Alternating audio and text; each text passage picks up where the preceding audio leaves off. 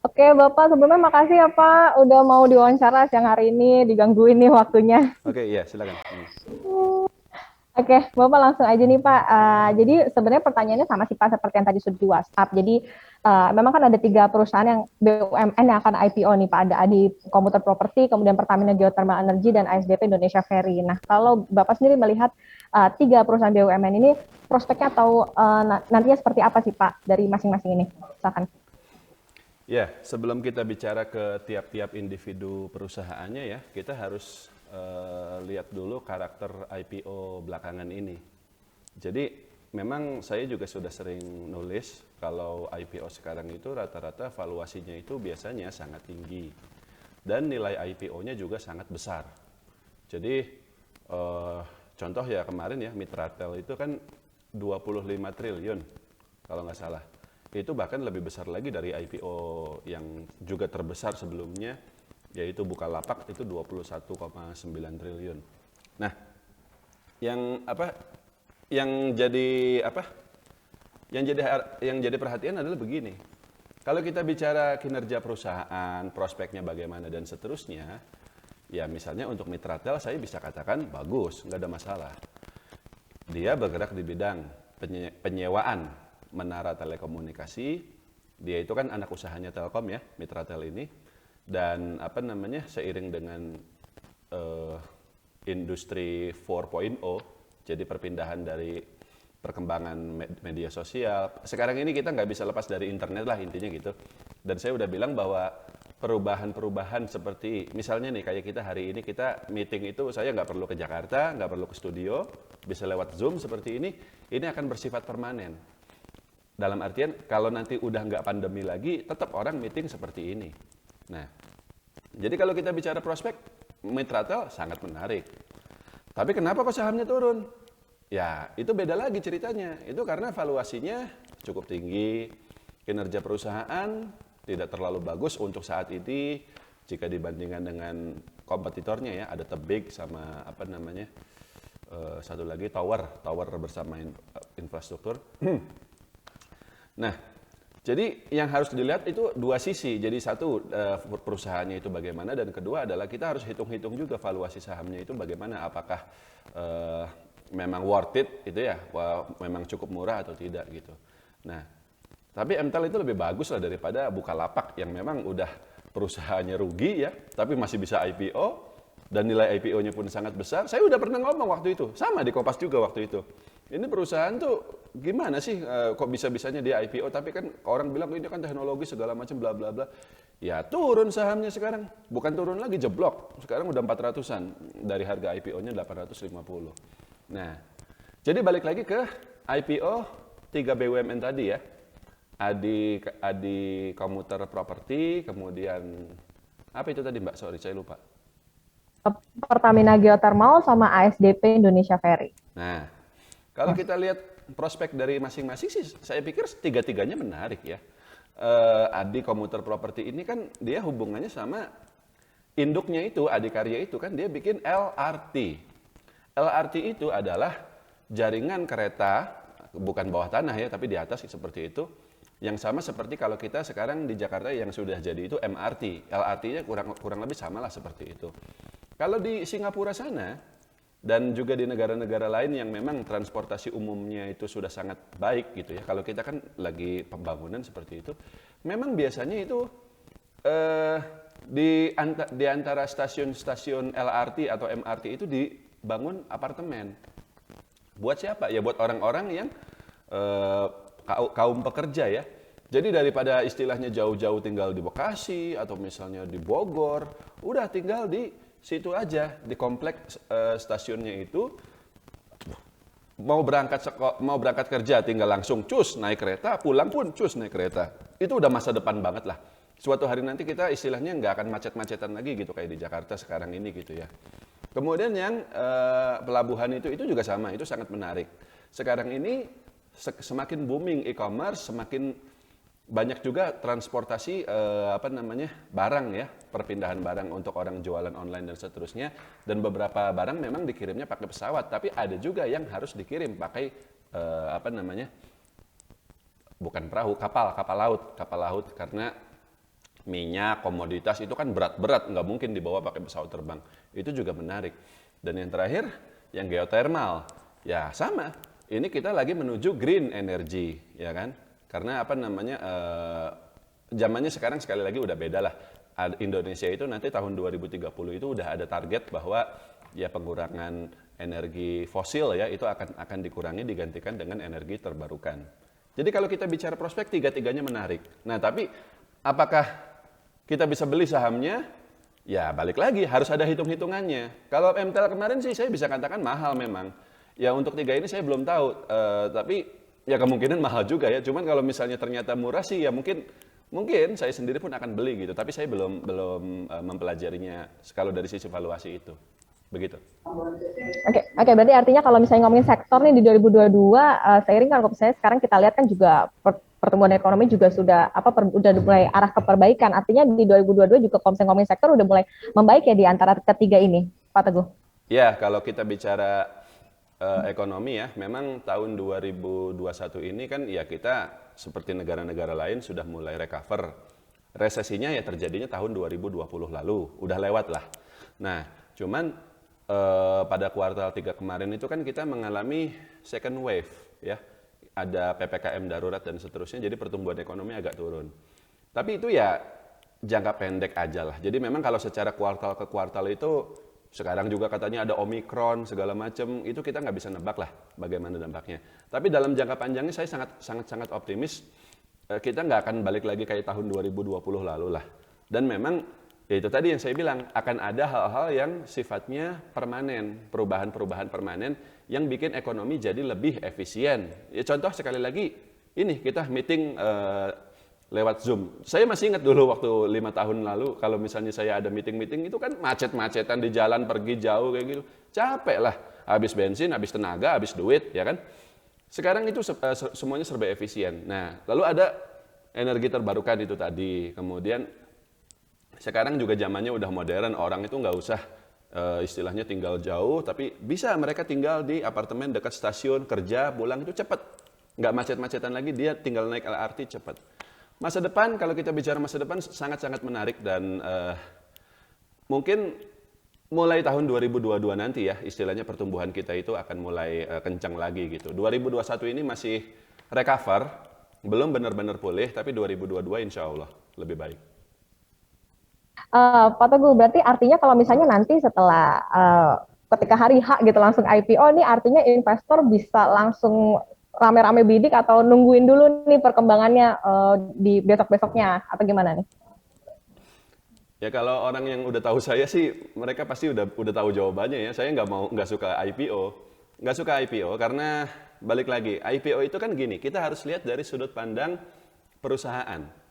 Jadi jangan hanya dilihat dari sudut pandang investor yang akan membeli sahamnya, tapi juga perusahaan sebagai pihak penjual.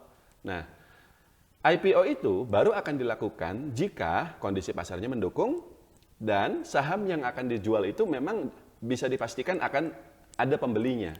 Namanya penjual, sebisa mungkin harganya harga terbaik. Harga terbaik versi penjual apa? Ya setinggi mungkin dong, iya kan? Kalau pembeli serendah mungkin. Jadi apa namanya nggak akan bisa matching gitu. Nah, artinya kalau misalnya ada IPO itu biasanya harganya memang cukup tinggi. Meskipun memang tidak semua ya. Ada juga kadang-kadang saham-saham IPO yang cukup murah, tapi jarang. Biasanya cukup mahal seperti itu. Yang termasuk yang anak-anak usahanya BUMN ini. Nah, jadi kalau yang saya lakukan ya, jadi ya mungkin teman-teman yang lain boleh mengikuti atau tidak. Tapi kalau yang saya lakukan nggak apa-apa, dia listing aja dulu, ya. Lalu kita lihat perkembangan kinerjanya apakah bisa sesuai ekspektasi. Contoh, MTEL itu kan dia dapat dana besar sekali dari IPO-nya itu, 25 triliun. Yang katanya akan digunakan untuk membeli menara, menambah menara baru dan seterusnya. Nah, jadi bukan kita beli saham IPO-nya, tapi kita lihat nih dalam setahun atau paling lama 2 tahun lah. Itu duit yang 25T itu beneran dibelanjain nggak? Kan nanti ada laporannya ke bursa dari MTEL ini. Berapa menara yang sudah dibeli, berapa yang sudah dibelanjakan, dan seterusnya. Kalau memang progresnya lancar, dan di saat itu biasanya sahamnya kalau memang mahal sekali lagi, akan menyesuaikan, akan agak turun gitu ya. Nah baru itu kita bisa masuk. Contoh dulu ada waktu tahun 2010 apa 2011 saya lupa, IPO-nya Sido muncul.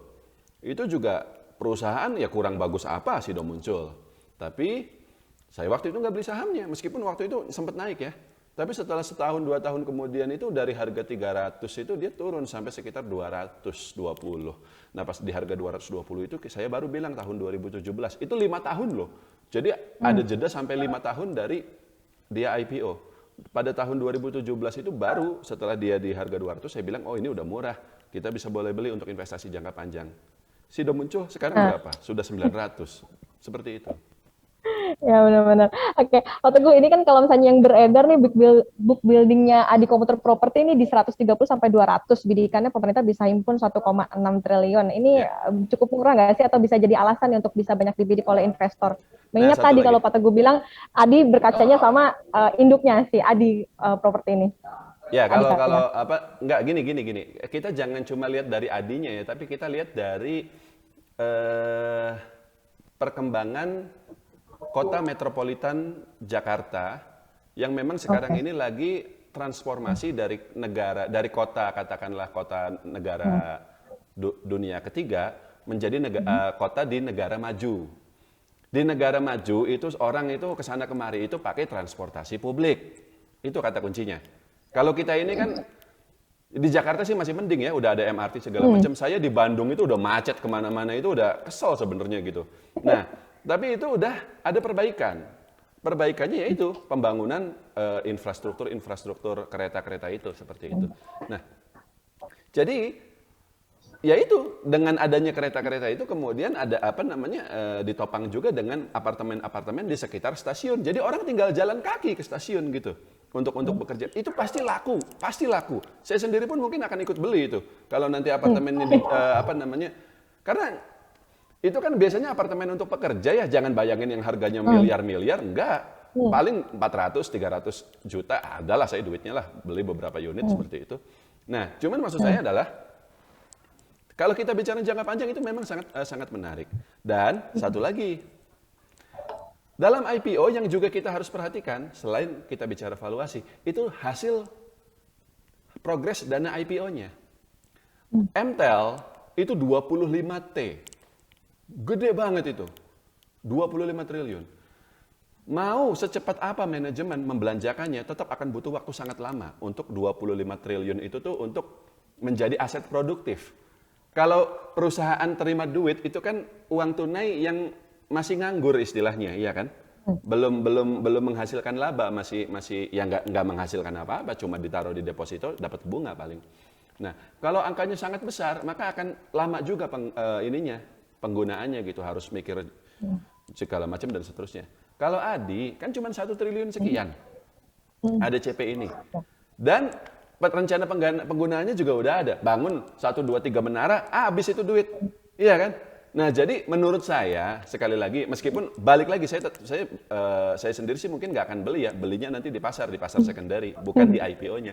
Tapi kalau kita bicara dari sisi prospek, yang itu tadi bahwa Jakarta ini sebentar lagi bakal seperti Singapura seperti itu. Kemudian nilai dana IPO-nya juga tidak besar sehingga harusnya lebih cepat penggunaannya. Menurut saya ADCP ini cukup menarik. Gitu. Oke, ADCP menarik. Oke, ini terakhir sih Pak Teguh ini. Beberapa hari kemarin kan Pak Erick Thohir ini sempat bilang nih, dia mencatat ada 6 emiten plat merah yang nggak efektif, tapi nggak disebut sih sebetulnya 6 ini apa aja. Nah, apakah ketika 3 emiten BUMN ini melantai, ini apa sih? Apakah perlu diwaspadai juga ada kasus-kasus seperti itu gitu oleh investor? Kasus yang mana ya maksudnya? Yang Pak Erick Thohir bilang ada 6 emiten plat merah yang nggak efektif gitu. Apakah nantinya bisa berpotensi seperti itu juga atau gimana nih? Apakah itu juga bisa jadi pertimbangan maksudnya, untuk investor untuk mau IPO tapi nggak jadi beli. gitu? Dananya nggak efektif gitu untuk dibeli sama masyarakat di pasar. Iya berarti mau IPO tapi nggak jadi atau nggak laku kan gitu. Oke.